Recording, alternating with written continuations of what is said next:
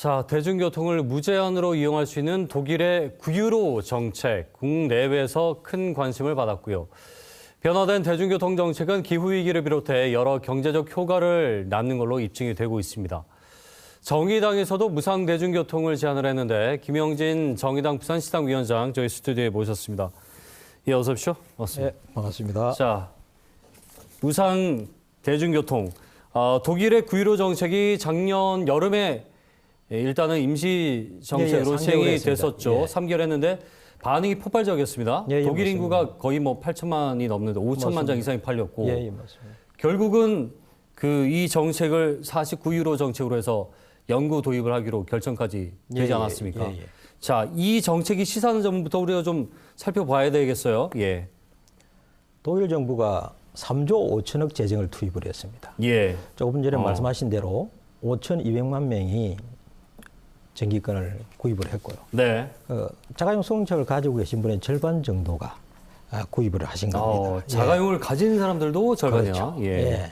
그래서 어떤 효과가 있었냐면은 물가 상승률이 감소하고 그리고 탄소 배출이 180만 톤이나 감축했습니다. 이산화탄소. 예. 그리고 대기질이 7%나 향상이 되었죠. 그래서 이거는 정부의 정책 방향이 실질적으로 시민들에게 굉장한 효과, 호응을 얻은 것이죠. 그렇기 때문에 세계가 이목을 하고 있다. 그렇게 생각하고 있습니다. 이것은 그냥 단순히 국민들, 시민들을 위한 복지 혜택의 차원에서만 볼 것이 아니고, 그렇죠.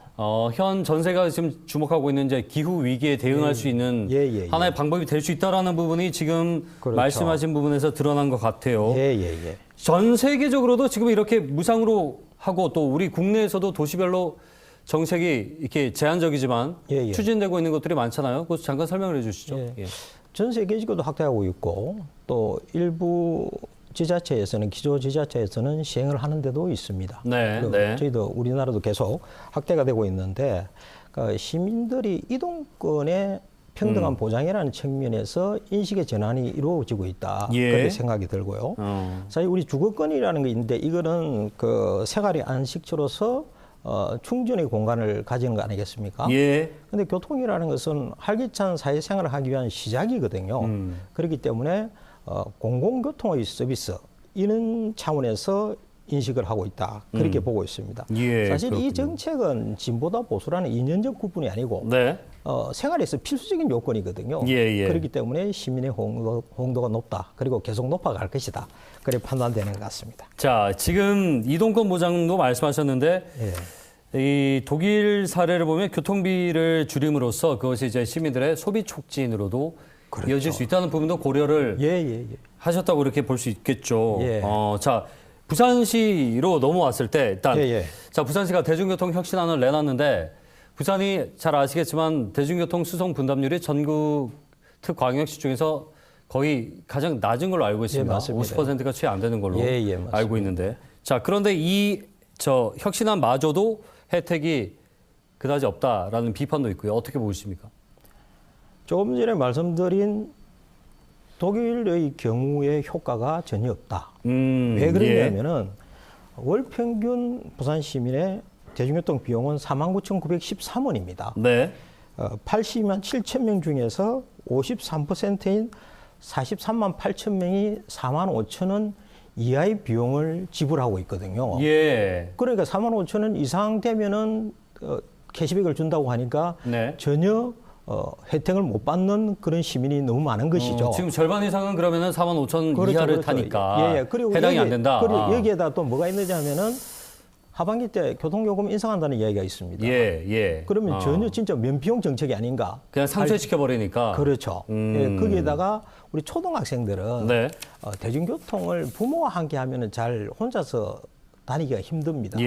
여기 보게 되면은 초등학생 15만 명 중에 하루에 대중교통을 이용하는 인원이 6,700명이거든요. 4.5%밖에 안 됩니다. 이 정책이 효과를 거두려면은 14만 5천 명 중에 3만 9천 명, 27%가 이용하는 중고등학생들에게 혜택을 줘야 된다. 그런 부분들이 있고요. 또 하나는 박형준 시장이 3월 29일 날 교통정책을 발표하면서 대중교통 혁신을 이야기하는데 지금 부산 대중교통에서 가장 큰 문제는 준공영제, 버스 준공영제입니다. 여기에 대한 어떠한 언급도 없고 대책도 없다는 것이죠. 자, 준공영제 이 부분은 수해 동안 지금 뭐 여러 가지 얘기들이 나왔지 않습니까?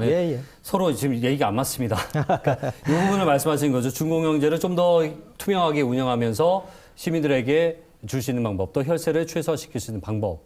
여기에 대한 혁신안이 없다는 거. 그렇죠. 그 준공영제는 사실 이 공공교통을 보완하기 위해서 준공영제를 도입한 것이고, 그리고 2021년 감사 부분에서 그 652억 가정금이 부과되었지 않습니까?